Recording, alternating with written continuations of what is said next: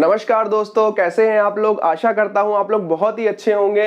तो आज मैं मैथमेटिक्स कोड 311 NIOS का चैप्टर नंबर 20 मैट्रिसेस स्टार्ट करने वाला हूं, जो कि आपके पब्लिक एग्जाम के लिए बहुत ही इंपॉर्टेंट चैप्टर है। तो सबसे पहले स्टार्ट करते हैं हम लोग इसकी डेफिनेशन से। तो सबसे पहले हम देख लेते हैं मैट्रिक्स की डेफिनेशन से। अच्छा, आप लोगों ने एक चीज यहाँ पे नोटिस किया होगा, यहाँ पे मैंने लिखा है मैट्रिसेस और यहाँ पे लिखा है मैट्रिक्स। तो इसमें क्या डिफरेंस है? तो इसमें डिफरेंस ये है कि मैट्रिक्स का प्लूरल होता है मैट्रिसेस, मैट्रिक्स का प्लूरल होता है मैट्रिसेस। तो आपको ये डिफरेंस पता होना चाहिए।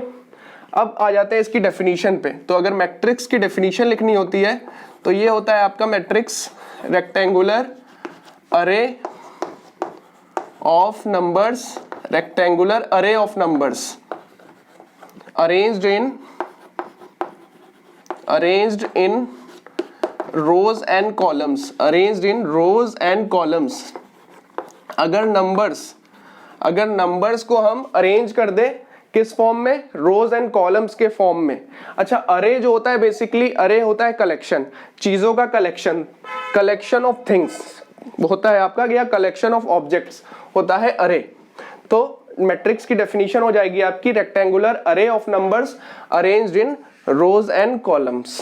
तो अच्छा, मैट्रिक्स को आप रिप्रेजेंट कैसे करते हैं? Matrix is always represented by a capital letter. हमेशा मैट्रिक्स को एक कैपिटल लेटर से ही रिप्रेजेंट किया जाता है।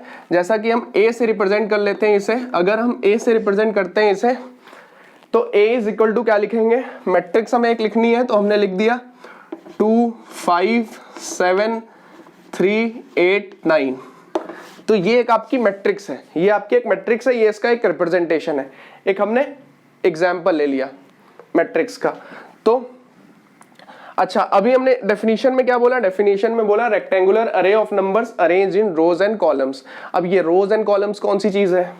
तो ये जो आपका देख रहे हैं, ये रोज है, ये आपकी रोज है। इसको बोल देते हैं रो 1, इसको बोल देते हैं रो 2, इसको बोलते हैं रो 3।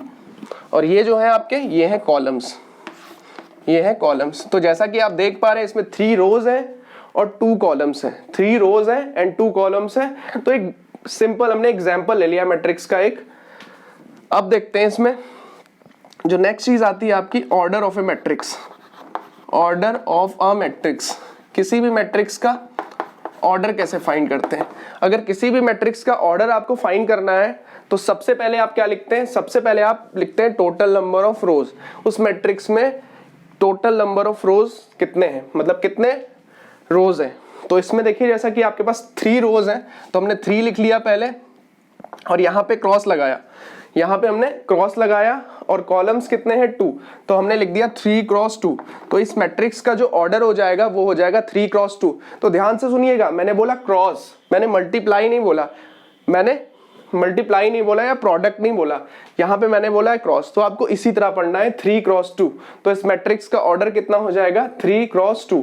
तो अब एक जनरल मैट्रिक्स देख लेते हैं कि जनरल मैट्रिक्स देख लेते हैं और उसमें एड्रेस ऑफ एलिमेंट्स क्या होता है। अच्छा, एलिमेंट्स क्या होते हैं?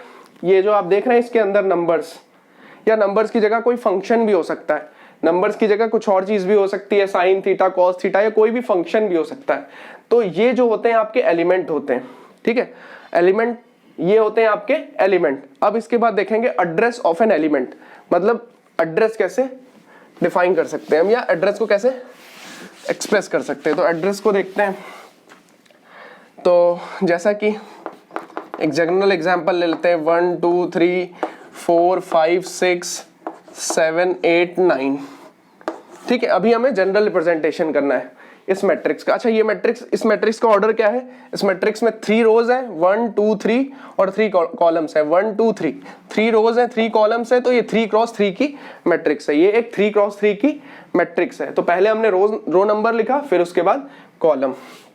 अच्छा, जनरल रिप्रेजेंटेशन करना है तो जनरल रिप्रेजेंटेशन जब भी करना होता है हमें, तो हम इस तरह कुछ लिखते हैं, जैसा कि ए फर्स्ट रो है, फर्स्ट कॉलम है तो A11, फर्स्ट रो है, सेकंड कॉलम है तो A12, फर्स्ट रो है, थर्ड कॉलम है तो A13। इस तरह से इस तरह से हम लिखते जाएंगे। अगर फर्स्ट रो है और जेथ कॉलम है तो इस तरह से लिख देंगे AIJ, ठीक है। थोड़ा इसको और एक्सटेंड कर लेते हैं, ठीक है। फर्स्ट रो है first column A11, first row है second column A12, first row है जेथ कॉलम AIJ, इसी तरह फर्स्ट रो है और mth कॉलम तो A1M लिख सकते हैं। इस तरह से आप फर्स्ट रो फर्स्ट कॉलम, अभी ये सेकंड रो है first column, second row first column, इसी तरह से आप जनरलाइज कर सकते हैं। A31 इस तरह से हमने मान लिया ये कहाँ तक जा रहा है, हमने मान लिया ये इसमें n तक जा रहा है। First row, second row, third row, fourth row, इस तरह से आपकी कौन सी रो है, ये आपकी मान लेते हैं nth रो है, तो ये आपकी मान लेते हैं nth रो, तो AN1 हो गया। तो ये कितना हो जाएगा AN1। तो अब ये जो आएगा आपका एलिमेंट आएगा ANM। तो कोई कंफ्यूज होने की जरूरत नहीं है, कहीं पे आपको MN भी मिल सकता है, तो सेम ही चीज है, बस आपको ध्यान रखना है कि आप क्या रेफरेंस ले रहे हैं। तो इसका जो ऑर्डर हो जाएगा, इसमें रोज कितनी है n और कॉलम्स कितने m, तो इसका ऑर्डर हो जाएगा n क्रॉस m, ठीक है। आप इंटरचेंज कर सकते हैं, m को n की जगह रख दीजिए, यहाँ पे m को n की जगह रख दीजिए, तो m क्रॉस n हो जाएगा।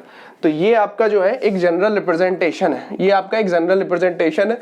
और जैसे अगर हमें बोला जाता 5 का एड्रेस बताइए, address of find the address of this element, अगर इस एलिमेंट का एड्रेस आपको फाइंड करना होता तो आप क्या लिखते हैं, ये आपका क्या है फर्स्ट रो फर्स्ट कॉलम, ये आपका क्या है फर्स्ट रो सेकंड कॉलम, ये आपका क्या है second row second column A22।